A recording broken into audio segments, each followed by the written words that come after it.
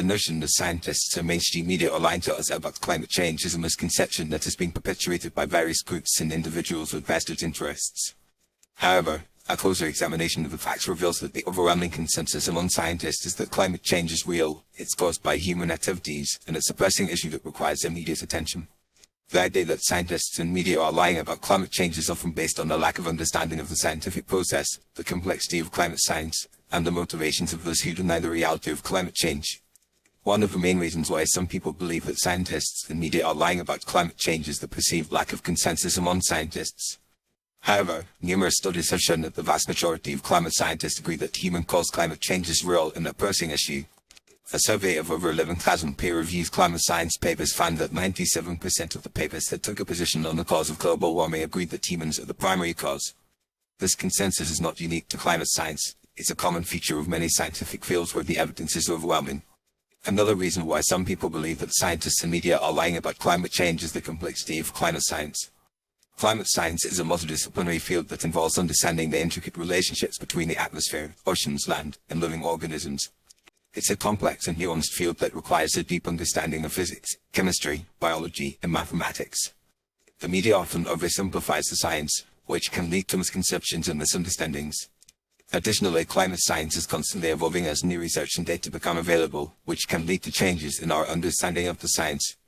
The motivations of those who deny the reality of climate change are also an important factor in the spread of misinformation. Many of those who deny climate change have a vested interest in maintaining the status quo, such as fossil fuel companies, politicians who receive campaign contributions from these companies, and ideologues who oppose government regulation. These individuals and groups often use tactics such as cherry-picking data, misrepresenting the science, and attacking the credibility of climate scientists to cast doubt on the reality of climate change. The media, in an attempt to provide balanced coverage, often gives equal weight to the views of climate change deniers, even though they are vastly outnumbered by the scientific consensus.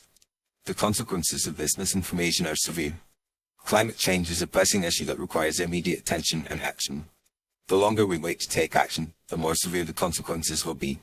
Rising temperatures are causing melting of polar ice caps, sea level rise, and extreme weather events such as hurricanes, droughts, and wildfires. The economic costs of climate change are also significant, with estimates suggesting that the cost of inaction will be far greater than the cost of taking action to reduce greenhouse gas emissions. In conclusion, the idea that scientists and mainstream media are lying to us about climate change is a misconception that is being perpetuated by various groups and individuals with vested interests.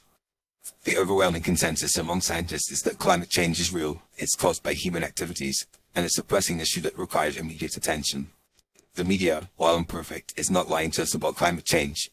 The complexity of climate science and the motivations of those who deny the reality of climate change are important factors in the spread of misinformation. It's essential that we rely on credible sources of information, such as the Intergovernmental Panel on Climate Change IPCC and the National Oceanic and Atmospheric Administration NOAA, to understand the science of climate change and the actions we need to take to mitigate its effects.